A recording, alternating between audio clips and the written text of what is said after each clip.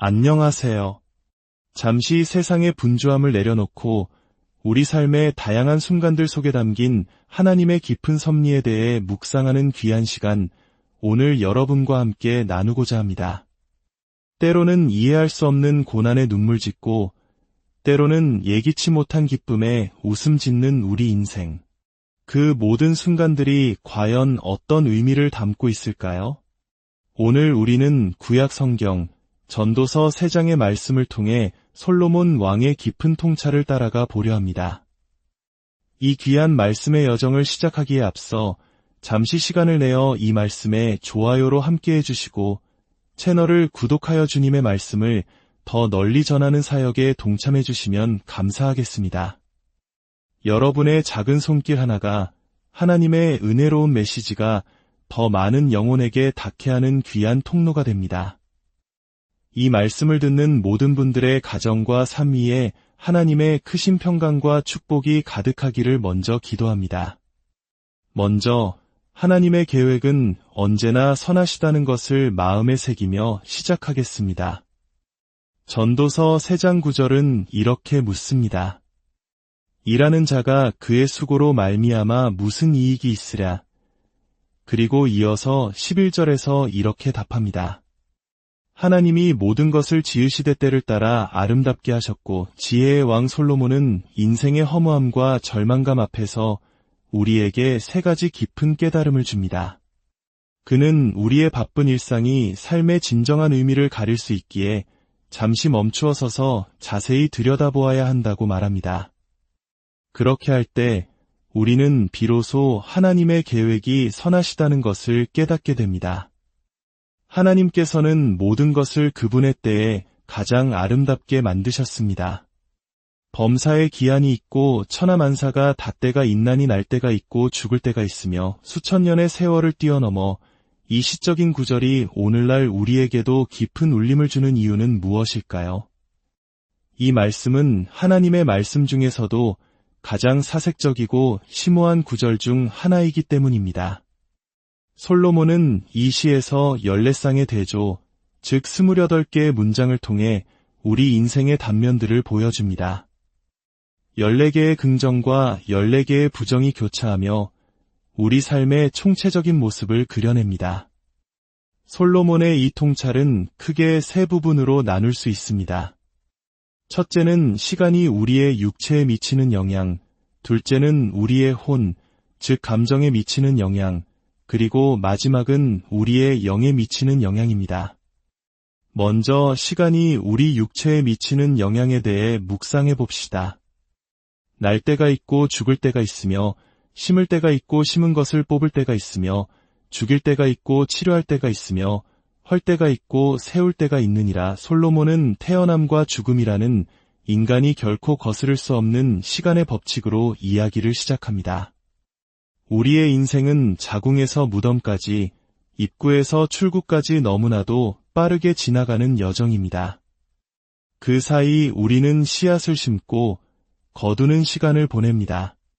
이는 마치 하나님께서 아름다운 음악을 작곡하시듯 우리 삶과 세상의 일정한 리듬과 반복을 심어두신 것과 같습니다.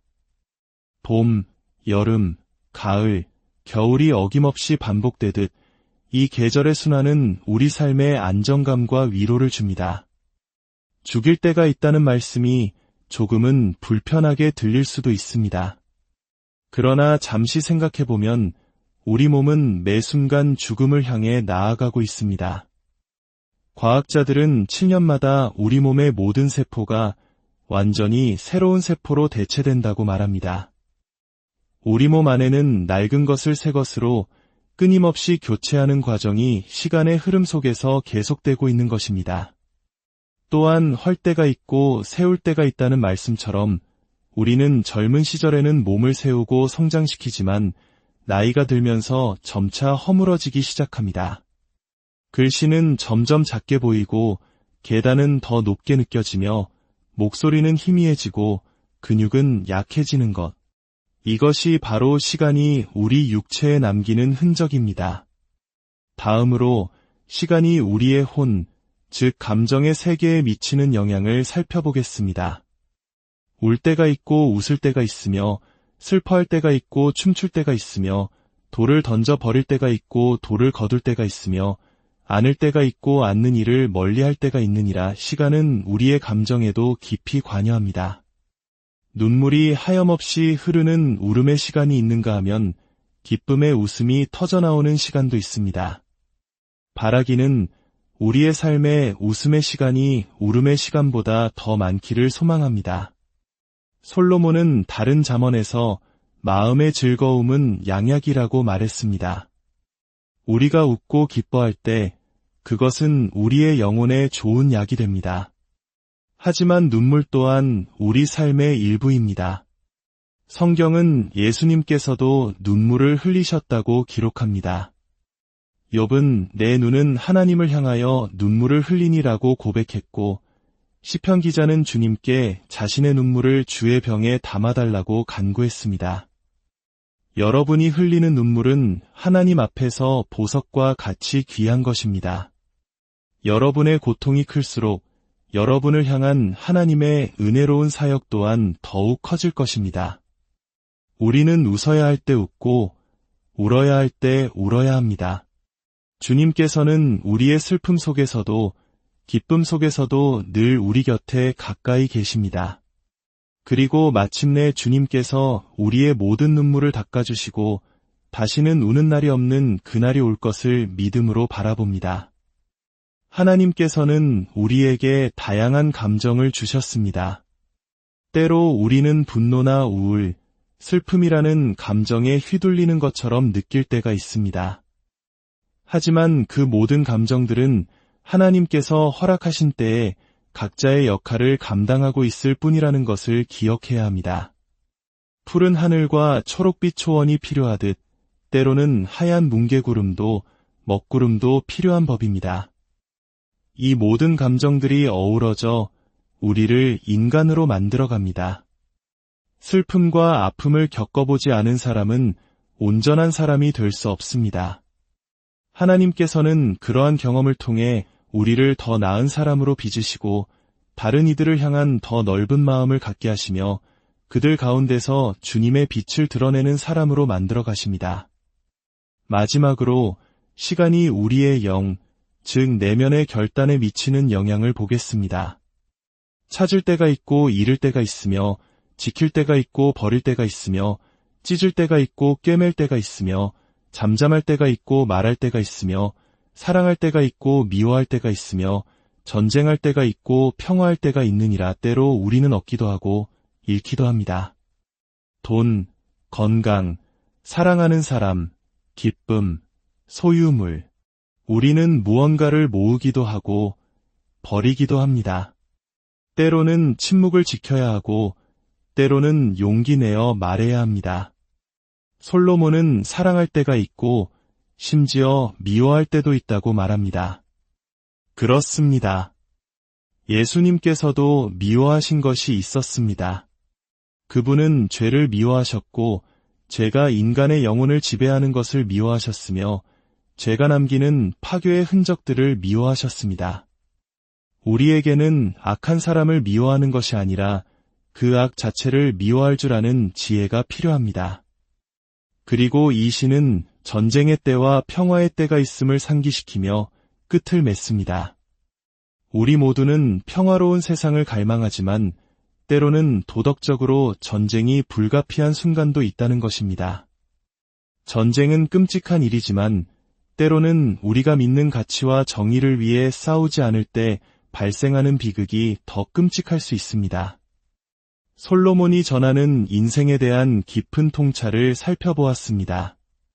하지만 여기서 멈추지 않고 이 말씀이 우리 삶에 어떻게 적용될 수 있는지 하나님에 대한 통찰로 나아가 보겠습니다. 첫째, 하나님의 계획은 선하십니다. 다시 한번 강조합니다. 하나님의 계획은 언제나 선하십니다. 전도서 3장 11절은 하나님이 모든 것을 지으시되 때를 따라 아름답게 하셨다고 말씀합니다. 우리가 잠시 멈추어 서서 바라볼 때 하나님의 계획이 얼마나 선한지를 깨닫게 됩니다. 하나님 보시기에 모든 것이 아름답습니다. 인생의 모든 것에는 목적이 있습니다. 인생은 결코 텅 비고 무작위적이며 하나님 없는 공간이 아닙니다. 오히려 하나님의 주권 아래 정확하게 정렬된 계획으로 가득 차 있습니다. 여러분이 하는 아주 사소한 일조차도 하나님께는 의미가 있습니다. 주님을 위해 하는 일이라면 설거지를 하는 것과 같은 평범한 일상조차도 하나님 보시기에 아름다운 것입니다. 둘째, 하나님의 목적은 분명합니다. 전도서 3장 11절 후반부는 또 사람들에게는 영원을 사모하는 마음을 주셨느니라고 말씀합니다. 여러분은 태어날 때부터 마음에 영원을 품고 태어났다는 사실을 아십니까? 하나님께서는 우리 마음에 영원을 향한 갈망을 심어두셨습니다. 이 세상의 경험만으로는 결코 채워질 수 없는 갈망입니다. 우리가 하나님을 인격적으로 만나기 전까지 우리 안에는 항상 무언가 덜을 향한 갈증이 남아있을 것입니다. 셋째, 하나님의 방법은 신비롭습니다. 하나님의 계획은 선하고 목적은 분명하지만 그 방법은 때로 우리의 이해를 뛰어넘습니다. 성경은 그러나 하나님이 하시는 일의 시종을 사람으로 측량할 수 없게 하셨도다 라고 말합니다. 우리는 모든 것을 다 이해할 수 없습니다.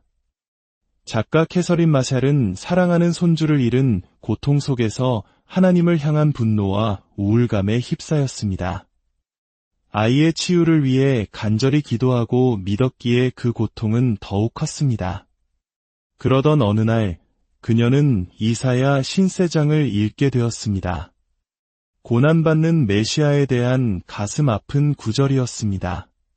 특히 10절 말씀, 여호와께서 그에게 상함을 받게 하시기를 원하사 라는 구절이 그녀의 마음을 흔들었습니다. 하나님께서 자신의 독생자 예수가 고통받게 하신 것, 그것은 하나님의 선한 계획이었고 완벽한 계획이었습니다.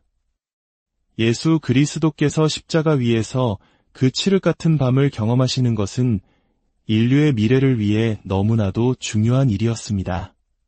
하지만 그분께서 나의 하나님, 어찌하여 나를 버리시나이까 라고 절규하셨을 만큼 그 밤은 처절하게 어두운 밤이었습니다.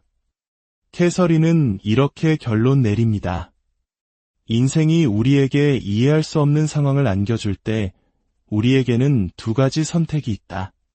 하나님의 임재보다 이해를 더 갈구하며 비참함 속에서 허우적거리거나 혹은 하나님께 이렇게 고백하는 것이다.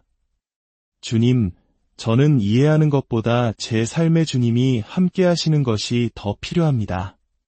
저는 주님을 선택합니다.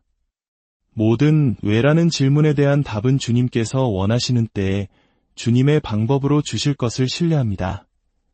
그렇습니다.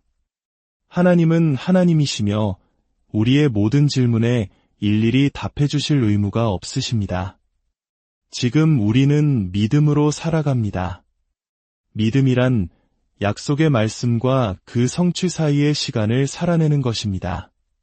안개가 자욱한 아침, 창밖을 내다볼 때처럼 모든 것이 희미하게 보일 수 있습니다. 하지만 우리는 안개가 걷히고 나면 아름다운 세상이 드러날 것을 믿음으로 압니다. 그렇다면 이 모든 통찰을 가지고 우리는 어떻게 살아가야 할까요? 솔로몬은 우리에게 3가지 실질적인 지침을 줍니다. 첫째, 이해할 수 없는 일들 때문에 현재의 기쁨을 포기하지 마십시오. 12절은 말씀합니다. 사람들이 사는 동안에 기뻐하며 선을 행하는 것보다 더 나은 것이 없는 줄을 내가 알았고, 우리는 미래에 대한 두려움이나 삶의 의미에 대한 과도한 분석 때문에 현재의 기쁨을 놓쳐서는 안 됩니다. 모든 것을 이해해야만 행복하게 살 수 있다고 생각한다면 우리는 결코 행복할 수 없습니다. 이사야 55장 9절에서 주님은 말씀하십니다. 이는 하늘이 땅보다 높음같이 내 길은 너희의 길보다 높으며 내 생각은 너희의 생각보다 높음이니라. 하나님은 우리가 기쁨을 누리기를 원하십니다. 하나님께서는 우리 안에 놀라운 기쁨을 누릴 수 있는 능력을 심어주셨습니다. 가족과 시간을 보내고 즐거운 취미를 갖고 매일 자신을 위한 작은 선물을 하며 하나님께서 부어주신 풍성한 축복에 감사하십시오. 모든 것을 이해하려는 노력 속에 기쁨을 잃지 마십시오. 하나님, 저는 주님의 계획을 다 알 수 없지만 주님은 선하신 분이며 실수가 없으심을 믿습니다. 저는 주님을 신뢰하며 제 삶을 살아갑니다. 라고 고백하며 나아가십시오. 둘째, 하나님의 선물에 감사하는 것을 잊지 마십시오. 13절은 말합니다. 사람마다 먹고 마시는 것과 수고함으로 낙을 누리는 그것이 하나님의 선물인 줄도 또한 알았도다. 신약 성경에 나오는 10명의 나병 환자 이야기처럼 우리는 받은 은혜를 쉽게 잊어버리곤 합니다.